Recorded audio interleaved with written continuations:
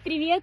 Ну что, должна сказать, что вон тот маленький экскаватор, который работает за моей спиной, он сейчас не только занят разлиновкой агропарка и созданием множества карт, на которые будет делиться вся территория агропарка, все 5 гектаров, но и он ставит точку в первой главе истории агропарка, в той главе, которая была достаточно большая и очень непростая.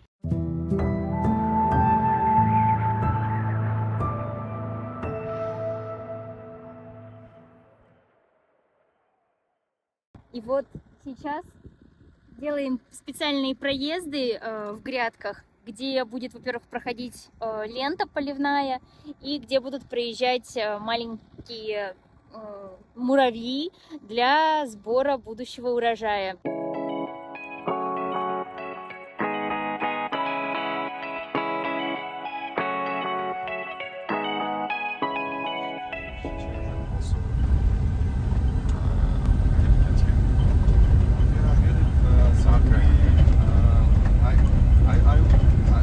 Вот этот ряд, наверное, там медом намазано для ворон. Вот где-то 6-й ряд. Что-то там вкусное, да? Да, наверное, мед или чего-нибудь засыпано там.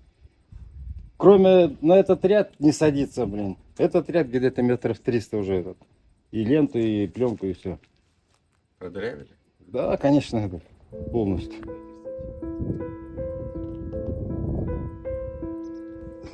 Говорят, тише едешь, дальше будешь.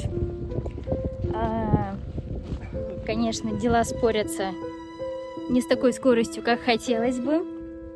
Но что поделать, как есть, так есть. Учимся. Причем чаще всего на собственных ошибках исправляем. Но результат есть. И на него уже очень приятно посмотреть. Кстати, интересно, есть момент про белую пленку, которую недавно узнали. Сейчас Олег из Калифорнии нам про этот момент расскажет. А белый у нас всегда выбирают, потому что бывают солнечные, даже здесь горячие дни, когда хотелось бы остудить температуру почвы немного. И тоже белый отражает инсектов различных, то есть помогает с этим делом. А с черным там больше вредителей, да? С черным, да, потому что они не любят, чтобы им их... еще более крутой вариант у нас пробовали делать, как бы как фольга такой, блестящий, да? Он вообще, у него же глаза тоже от этого дела болят, как и у людей. Но оказалось, что он слишком дорогой, во-первых. А во-вторых, работникам он тоже не нравится, потому что нужно носить очки постоянно. И он очень сильно отражает. Но тоже механизм работает против инсектов. Поэтому белый используется.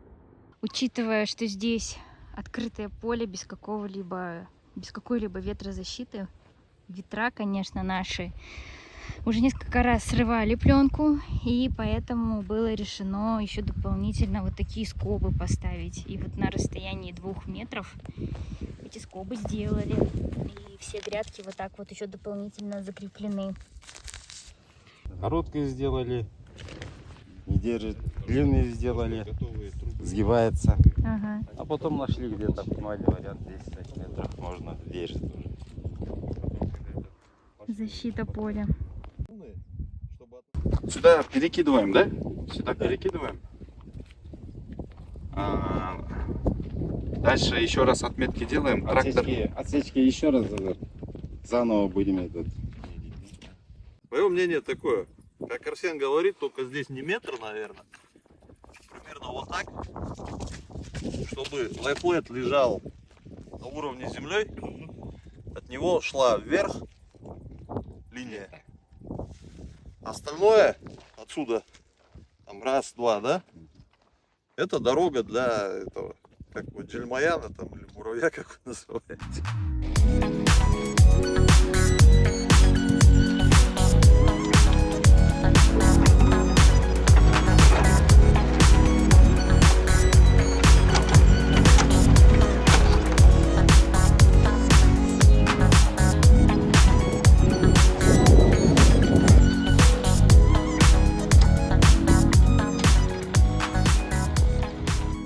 А зачем вообще делить? Делить это чтобы было, во-первых, равномерный полив, И для удобства тоже, думаю, до 100 метров это самая хорошая длина.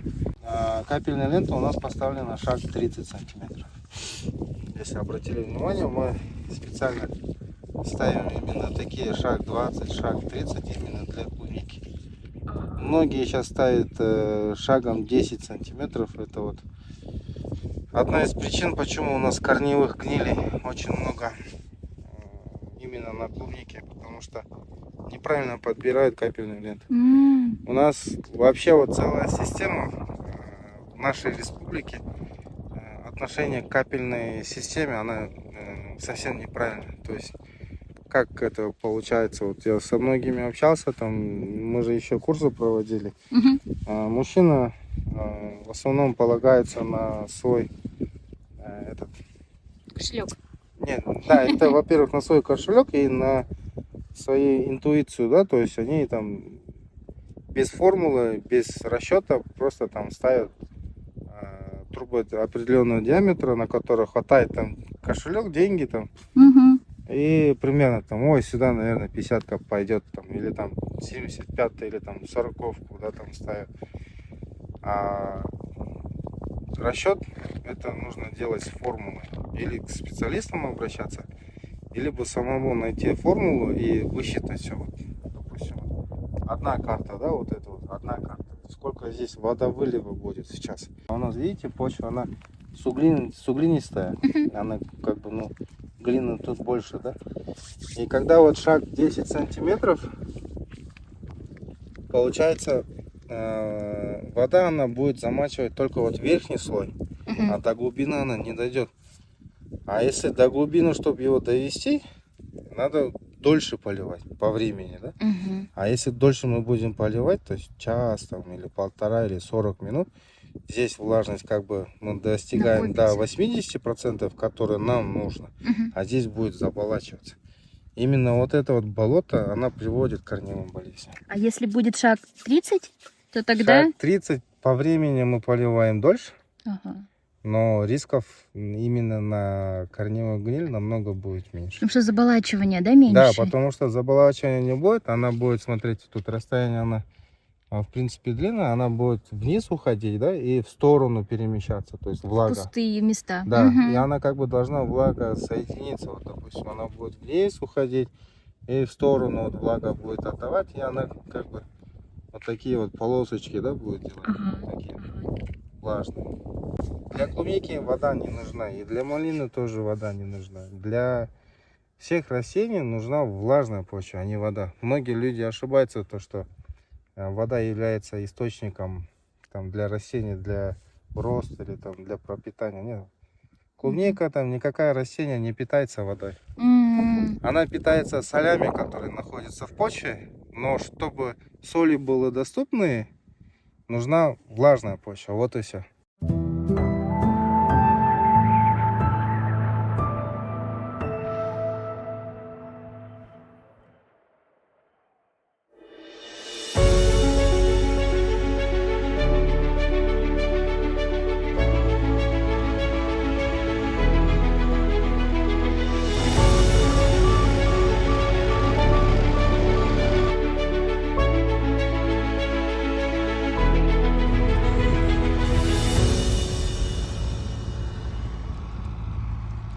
То есть мы разлиновываем сейчас агропарк на мини-карты. И после этого каждая карта будет полита, и начнется второй этап, вторая глава, очень нами долгожданная, когда мы привезем сюда саженцы. Напомню, что саженцы у нас фриго, и все это время они находились в специальной морозильной камере, и их можно высаживать в любое время, так как они замороженные. Поэтому мы планируем, что уже примерно через неделю этот этап начнется в агропарке. Наконец-таки. Вот как раз, помните, я на первом видео говорил, то, что в Кыргызстане нужно сажать только вот в августе месяце, чтобы добиться полного потенциала урожая. Это вот мы сажаем, получается, в конце августа. И урожай будем снимать уже со следующего года, с мая месяца. И сбор у нас будет длиться там 6 месяцев. Просто у нас еще одна ошибка. Люди не умеют считать именно прибыль с поля, да. Допустим, вот августовская посадка, я могу гарантировать то, что мы в следующем году получим такой урожай, что мы закроем 2 года расхода, то есть за 2 года. То есть в этом году, который мы расход сделали, и в следующем году мы будем тратить на сбор или прополку, да.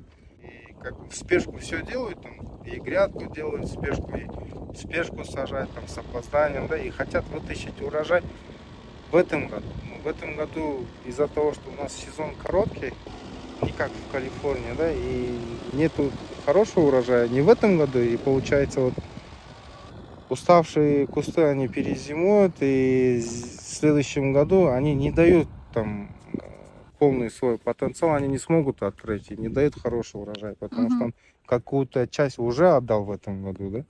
И не туда, и не И сюда, да, короче. и в этом году не зарабатывает фермер, да, и в следующем году нормально не зарабатывает. Поэтому...